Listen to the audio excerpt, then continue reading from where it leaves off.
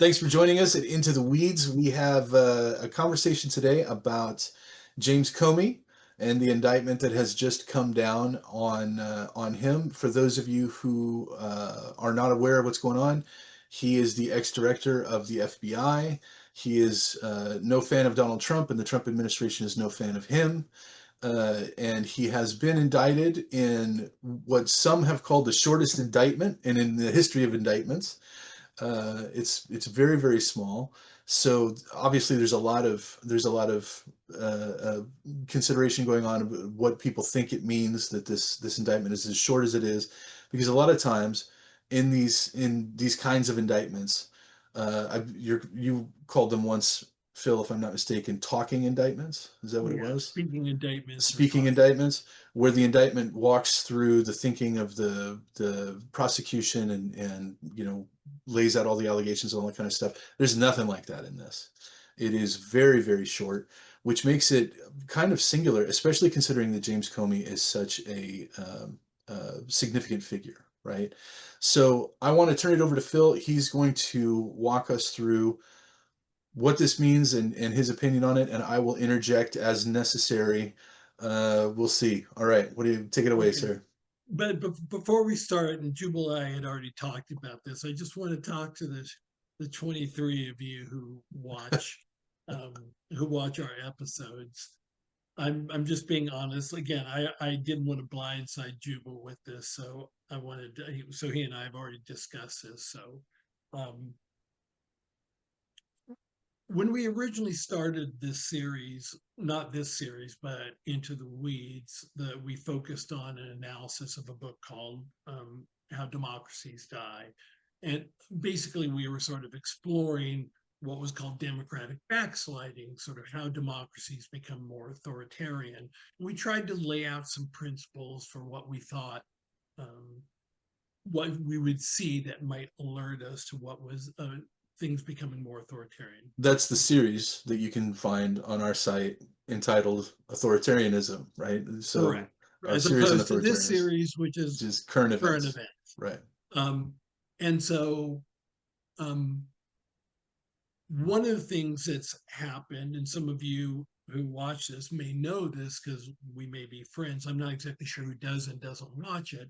Is that I've always tried to be sort of try not to get to the point where I'm lighting my hair on fire, panicking about what's going on. Um, but lately, I've been feeling like um, more and more, I'm not panicking, but more and more like we're getting to a place where Concerned, I'm more and more concerned. concerned about where we may have crossed that line in some areas into something that's starting to look authoritarian. And so one of the things that I talked to Jubal about was that I'm starting to feel like these kind of dialogues, although I really enjoy it and I love Jubal, um, but that my time might be better spent sort of trying to explain to people why I'm concerned. Um, and so basically what I'm asking is this useful for you guys?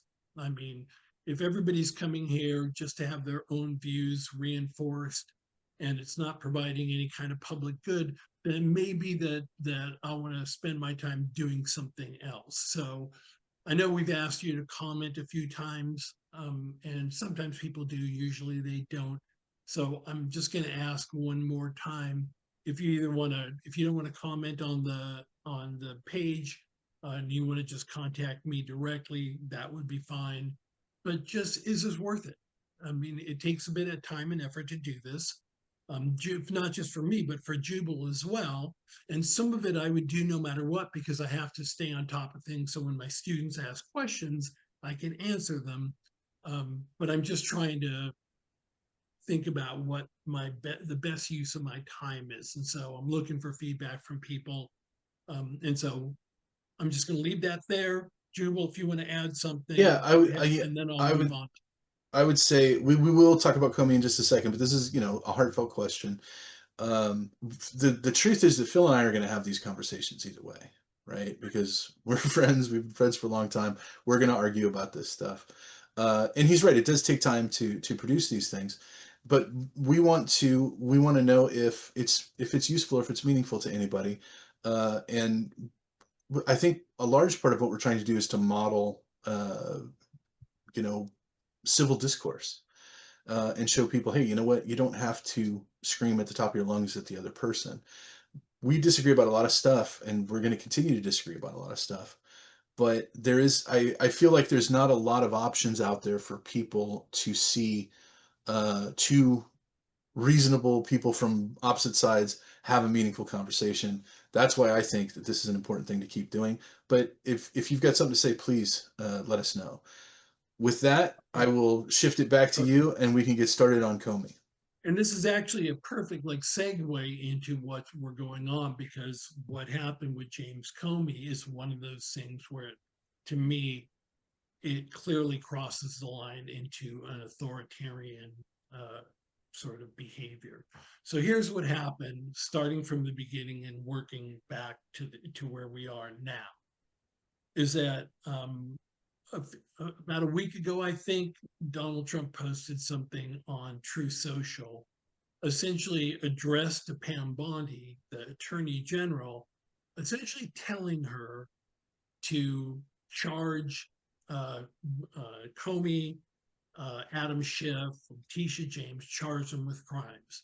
Now, for those of you who don't know, it's typically not historically, for both Democrats and Republicans, presidents can certainly provide guidance to the Department of Justice as to what kind of things they should focus on. So, should they focus on sex trafficking? Should they focus on immigration? Should they focus on other things, like what kind of things to focus on? But when it comes to making a decision, I know Jubal and I agree on this.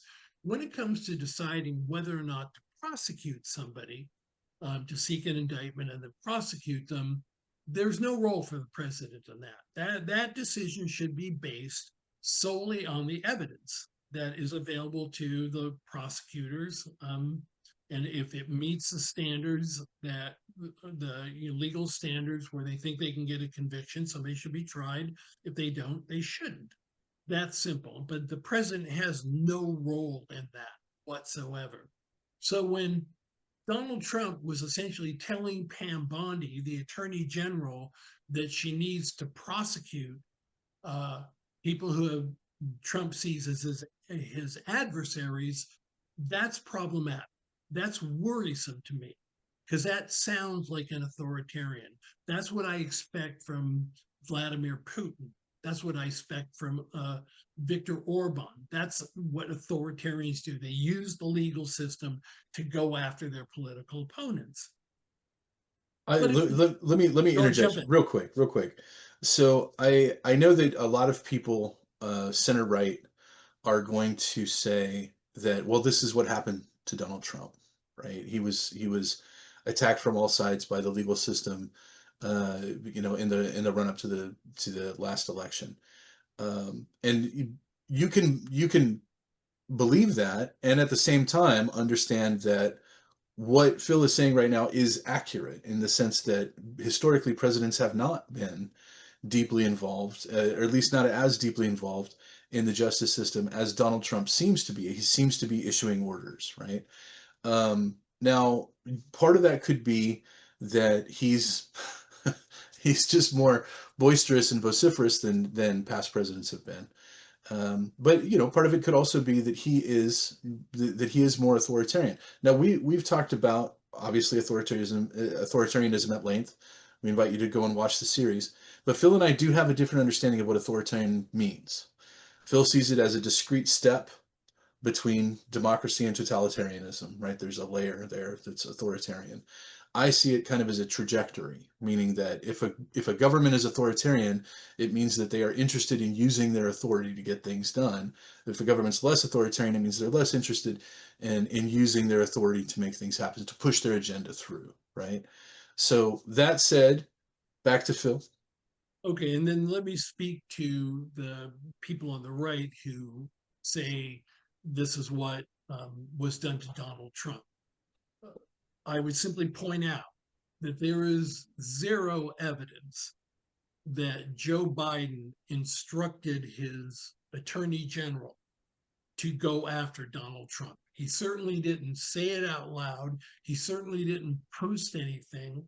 Um, if it happened, it may have happened behind closed doors, but and I'm saying zero evidence. There's zero evidence that Joe Biden told his attorney general to go after Donald Trump. So just because I want people to understand the difference, right?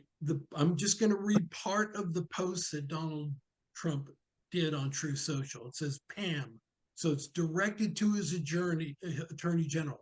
I've reviewed over 30 statements and posts saying that essentially, same old story as last time, all talk, no action. Nothing is being done. What about Comey, Adam Shifty Schiff, Letitia? They're all guilty as hell and nothing is being done. Now, that comment, they're all guilty as hell. This is before they've been put on trial. This is before they've been indicted. I remember back in the day, there was a time when this professor from Harvard was arrested. He'd forgot his keys and he was trying to break into his house. He was an African-American professor.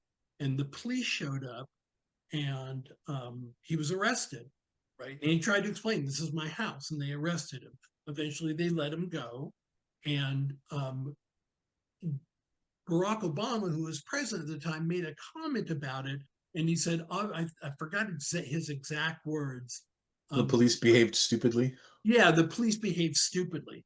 And people attacked him, and rightfully so, because here you have the president of the United States who doesn't have any facts about what's going on, making a judgment about whether or not a police officer acted stupidly. It's not appropriate. That puts his thumb on the scale. Same thing, back when Hillary Clinton was being investigated by Loretta Lynch. At one point, there was a meeting on the tarmac between Bill Clinton, who wasn't president at the time, and Loretta Lynch, who he's known for many years. So apparently he saw her plane there. He boarded the plane. Republicans went nuts. They said this is completely inappropriate. He's trying to influence the investigation into Hillary Clinton. Compare that to they're guilty as hell and nothing is being done. This is the end of it. They impeached me twice and indicted me over nothing. Justice must be served now. Okay, This is completely unconventional. But then it gets worse from there because he's already crossed the line. But that to me sort of falls into the category of Donald Trump is kind of an asshole. And so he's going to say asshole-ish things. No big deal. Is asshole-ish a word? Because it should be. It is now. Okay. Yes, you can put ish just on about anything. So because when James Comey gave testimony, he did it via Zoom because it was during the pandemic.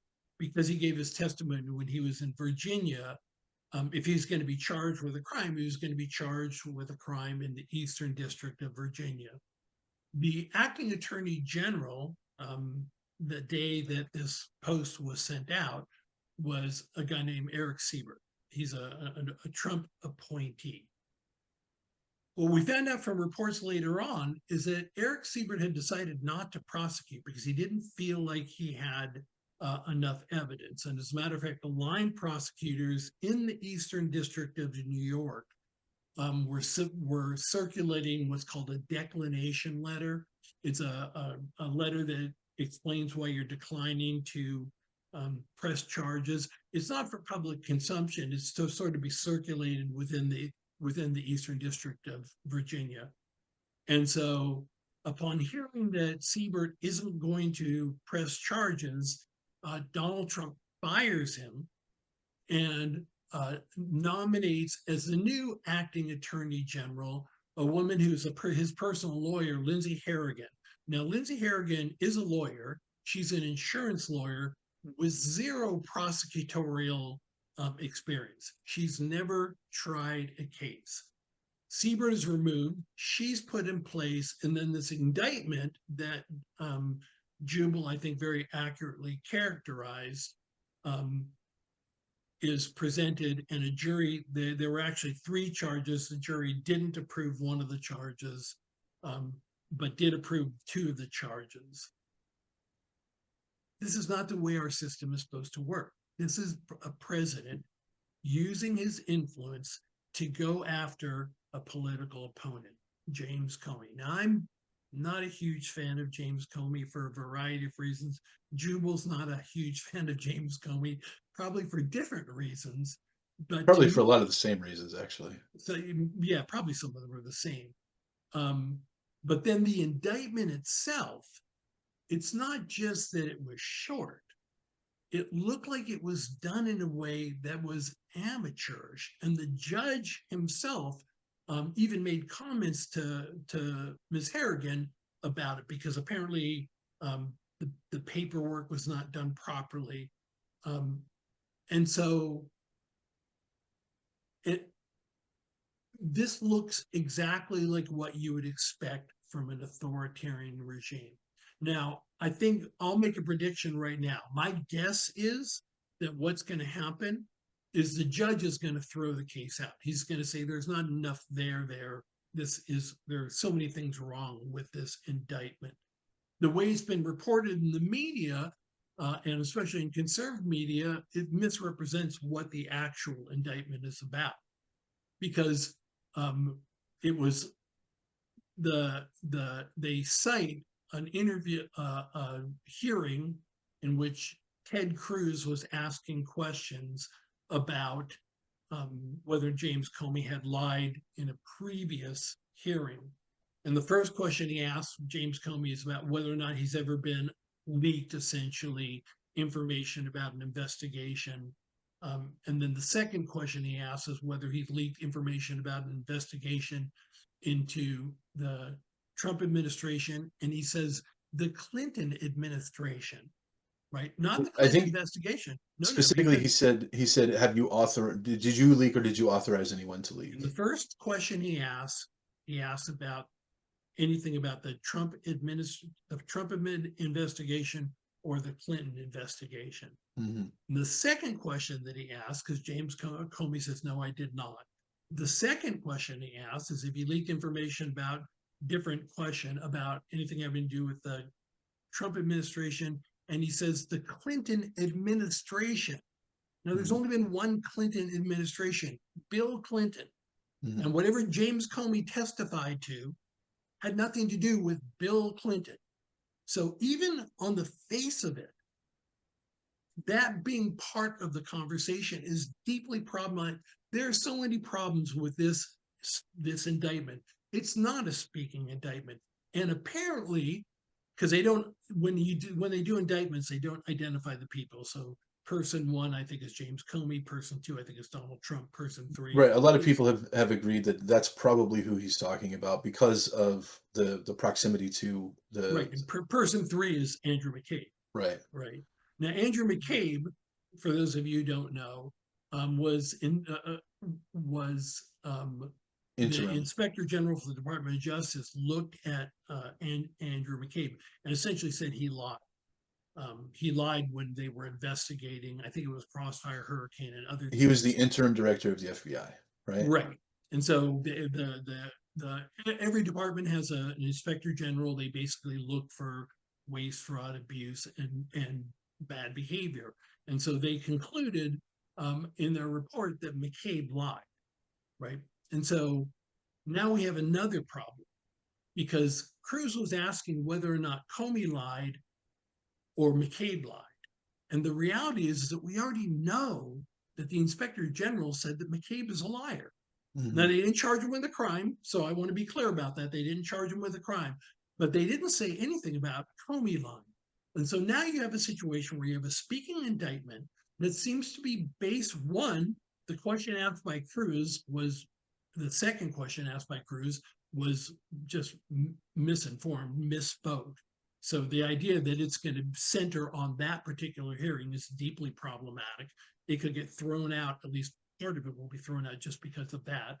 And the star witness for the Trump administration or the star witness in this case against Jim Comey is going to be somebody who the inspector general has already said is a liar and who Donald Trump doesn't like. This That's whole thing, you guys, this whole thing stinks. And it's exactly what authoritarians do. There's a professional person who was in there who looked at the facts, knew that he was getting pressure from Donald Trump to do something, but still upheld the rule of law and declined not to prosecute. The line prosecutors in the Eastern District of New York said there's not enough there to prosecute. And so Trump fired the guy, put somebody in who's unqualified, who then sought an indictment. That should alarm everybody. Everybody. so. Couple things real quick. You know, it's these are strong arguments. I don't know about her competence. I don't know, right? Like I About don't what? the woman that Trump put into the position. I don't know if she's competent to do the job or not. I have to assume that she at least meets a minimum criteria, or she wouldn't have been She's a hired, lawyer. right? So Well, let me ask you a question. Since I understand that you probably haven't looked into Lindsay Harrigan. If she has never prosecuted a case before, never prosecuted a case before, is she an appropriate person to be the acting attorney general for the Eastern District of New York? that's I would say that's a hard no, That's a hard no. I agree right? with you. So we can look into that. I know you don't like to read minds, but I don't think it's challenging in this case. Hmm. This is a So personal attorney of Donald Trump's, mhm. who, if I'm correct, that she's never prosecuted a case, we both agree it's a hard no. She should not be the acting attorney general for the Eastern District of No, New if she York. is, I understand, but if she is the AG, that doesn't necessarily mean that she personally is prosecuting the case, right? No, she actually, which is another, not AG, so a U.S. attorney, Okay. right? Okay.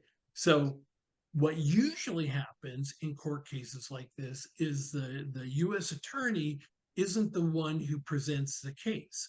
Mhm. Usually the line prosecutors, the career prosecutors, are the ones who do go in front of the judge. These are the ones who have a lot of experience presenting cases. Mhm. In this case, Lindsay Harrigan pre- presented spoke to the grand jury.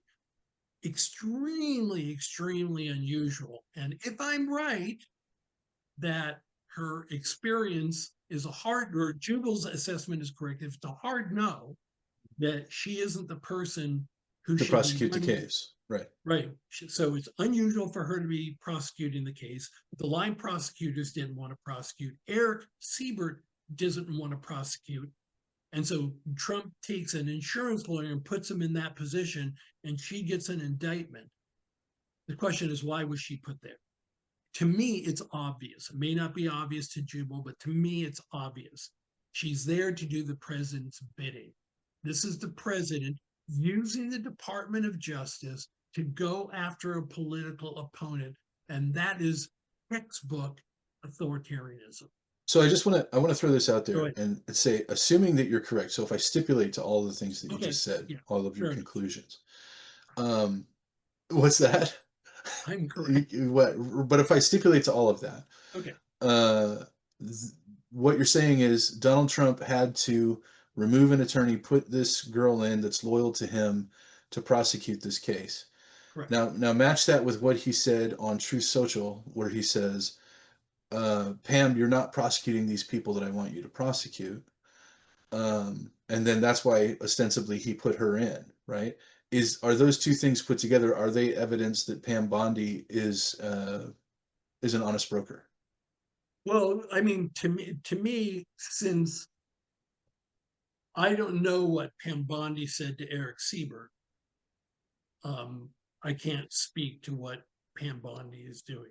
Hmm. If Donald Trump said you I need to mean, you fire, have no problem jumping to conclusions on these other cases, on these other no, Donald situations. Trump, what am I jumping to You're conclusions? you're you're talking about the intent of Donald Trump, why he put this woman in her position. You're making the claim. No, I'm speculating as to why he did it Well, based on the facts that are. speculate as to why Pam Bondi did not prosecute.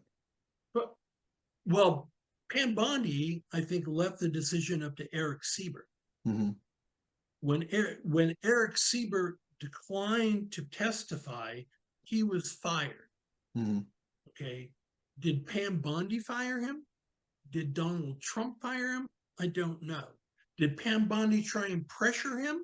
And he was one of those people who said, look, I'm not going to violate my professional obligations. I'm not Mhm. going to prosecute somebody. Did he make a principled stand and then he was fired? Right? I don't know. That's the thing. I don't know because Pam Bondi didn't say anything publicly. Right. So we don't know what the So impetus was for Donald this. Trump did. And Right. Donald Trump was the one who, according to reports, fired Siebert. Okay. So again, I ask, does that mean But that Pam Bondi is an honest broker? She's I she's mean, I think she's clearly not an honest broker. I mean, I think she's made it clear that she's loyal to Donald Trump and Mhm. that her, Well, apparently her not, or he wouldn't be castigating her on True Social. well, he apparently what was happening is because of when he testified, the statute of limitations was coming down. Pam Bondi may have left it up to Eric Siebert to make the decision, Mhm. right? May have. And let it, may have and led it up to him. But when he went public with his true social posts, turned up the heat on Pam Bondi, right? Did she go ahead and pressure Siebert? Don't We know. don't know. We don't know. What I do know is Donald Trump pressured Siebert. What I Mhm. do know is that Donald Trump, uh, his personal attorney, who has zero prosecutorial experience, was put in place. I don't think it's hard to draw a line from one to the next. So She was I don't, again, I don't necessarily disagree with you on the facts. I just I disagree with you on divination of intent, right? So but let's say this. Let's say, okay, Donald Trump put an attorney in this position who shouldn't be in this position so that she would prosecute this case. Let's just say that that's what happened, right? okay. So this indictment is very, very short. There's nothing in it. Like you could read it in 2 minutes. So what that says to me is really this can only be one of two things. And tell me if you agree, right? Either this is just a childish exercise in headline grabbing, where this is an indictment that means nothing. As you say, the judge is going to kick it out, or if by some miracle it does go to court, there's no way it's going to lead to a conviction. Or she's got the nuts. Like she has rock solid evidence that he lied. It's got to be one of those two things, I feel like. Right? I don't think there's a middle ground there where she's like, I'm going to rely on my experience as a prosecutor to really, fight this case and drive it home. No, it's either this is a fabrication, this is a falsehood from the beginning, or they've got something. Okay. And so we can actually assess the likelihood of those two options. Okay. If they had the nuts, Hmm. then the line prosecutors and the person who Donald Trump appointed as interim U.S. attorney for the Eastern District of Virginia, they would have prosecuted beforehand. Okay. You would They were think. I mean, you would think that that's the they case. were circulating a declination letter. And what It did the declination explained letters say? it explained why they weren't going to seek an indictment. Why is That's what that? declination errors do. Because there was no, we don't, I have, that's an internal document, Mhm. so we haven't seen it. But Okay. declination letters all do the same thing. Is it They possible? Is explain, it wait, they explain why there's not sufficient evidence to go ahead and try and bring an indictment. The only time you're supposed to bring an indictment is not just to get an indictment, it's because you believe that you are able to prove beyond a reasonable doubt that a law was violated. So the guy who's acting attorney general doesn't prosecute. The line prosecutors don't prosecute. Lindsey Harrigan is appointed, and days later, in a wildly unusual indictment that's notable for its lack of information, she gets an to indictment. say the She gets an least? indictment. I To would. me, the idea that she got the nuts, that Mhm. this insurance attorney with no prosecutorial experience within a matter of days was able to get the nuts when Eric Siebert, who'd been looking at the case, and the line prosecutors who were looking at the case didn't Mhm. drains credulity. I again, I don't necessarily disagree. I would Right. suggest possibly what's happening is the line prosecutor and the AG said we are not comfortable prosecuting an ex-head of the FBI, and you know, without absolute certainty that something untoward took place. And it may be possible that that evidence didn't exist until very recently. Until Uh, Lindsay Harrigan, the person with no prosecutorial experience, somehow came up with it. This is the well, kind of shit, it's not Jubal. her. This Hang is on, the kind hey, of shit that drives me it's not. fucking crazy. She is And not going the back to my investigator. opening remarks, this is why I feel like maybe my time is I'll, better spent. I'm just Because looking for this is possibilities. fucking obvious, Jubal. This is fucking obvious. I'm just exploring possibilities. Here's the thing. We don't know how this is going to end up, right? It's either going Can to I make a be, prediction? of course. Okay. My prediction is one, James Comey does not want the judge to dismiss this case. He wants it to go to trial. In the Eastern District of Virginia, they have something called a rocket docket, where you can basically force a trial within 30 days. I think Mhm, James Comey wants to have a trial. mhm. So I don't think he wants the judge to dismiss the case. I think that may be what happens. I don't know if James Comey, as the person who's been indicted, can say to the judge, please don't dismiss the case. The judge may very well say, look, I don't care what you want to do, Right. but I'm not fucking wasting my time with a case that I know there's no there. Sure. So either the case is going to be dismissed by the judge, or there's going to be a trial, um, and James Comey will be found not guilty. Mhm. When that happens, I'm willing to predict my confidence in that prediction is 99.5%. Okay, that's how confident I am in that. That when that happens, what Donald Trump will do will be to attack the courts and say the trial was rigged, because that's what authoritarians do. All right. So I guess that kind of boxes me in on my prediction, right? I would say that there's, you know, a 30% chance that they've got the nuts, that they've got something with all the documentation, everything that they've got something, they've caught Comey in a lie, and that's why this is happening, and that's why it doesn't matter who's doing the prosecuting because they've got the nuts. You know, I don't necessarily think that's going to happen. I just think that there's a possibility that it could happen. And so I'm going to reserve judgment until the thing actually takes place. Now, if the trial does take place, and Comey is found innocent, and then Trump comes out and says the courts are broken, then you've got feathers to fly with, and I'll have to concede the point. But if he is found guilty, I what have is that? feathers. That's a new expression for me. Feathers. That's my dad says Yeah. it. Okay. But if he is found guilty, what does that change? What is that? Is that going to change anything in your mind? Um, I would be very surprised. So I would have to see the verdict and the Right, evidence, the nuts that they provide. right, Since I see that as a 0.05 or zero point 0.5 right. probability, it's like I'm not even slightly worried. On top of which, the lawyer who's representing um, James Comey is a incredibly qualified lawyer, Mhm. very skilled lawyer, familiar with Sure. the workings of Washington D.C. As So one would expect. right, So 100%.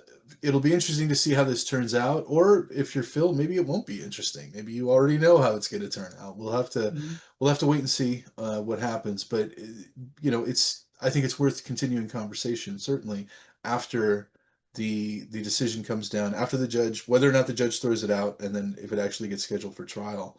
That will be an interesting inflection point too.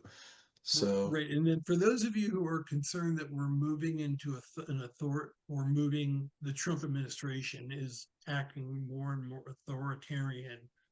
If I'm right, then the signal is a mixed signal, and this is what I mean by that. One is it means, yes, Donald Trump is acting like an authoritarian, using the legal system to go after his political opponents. But if it turns out that the case is dismissed or James Comey is found innocent, which is what I expect to happen, what it also means is that there are still checks in place that are preventing us from going full on authoritarian. Mm. And so, one of the things that we didn't really talk about in the authoritarian series is the possibility that a president can act in an authoritarian manner, behave like an authoritarian, and there would be checks in the system that would prevent him from succeeding. It doesn't make him any less authoritarian. It just means that the way our system works, sometimes things happen slowly. So the message will be a mixed one. If I'm correct and Comey is found innocent, either if the case is dismissed or if he's found innocent, that being that the system worked. The president is Fair acting like enough. an authoritarian, the system worked. I would say for him to act like an authoritarian according to the principles that we set forth in the authoritarian series, that the Jacksonian principle applies here, which basically means if the courts decide something and the president just flat out ignores the courts, then that is evidence of authoritarianism. So if James Comey is found completely innocent, and Donald Trump throws him in jail anyway, that would certainly be a sign of authoritarianism, right? Right, and but what if instead of throwing him in jail, he Mhm. essentially calls into question and says that the courts are corrupt? Uh, Because to th- me, that's that's what authoritarians do. okay. All right. Well, we'll have to wait and see what happens. Right. I'm interested to see whether or not they have the nuts. I'm sure we'll be talking about this again. Thanks for joining us, everybody. We'll talk to you soon. Take care, everybody.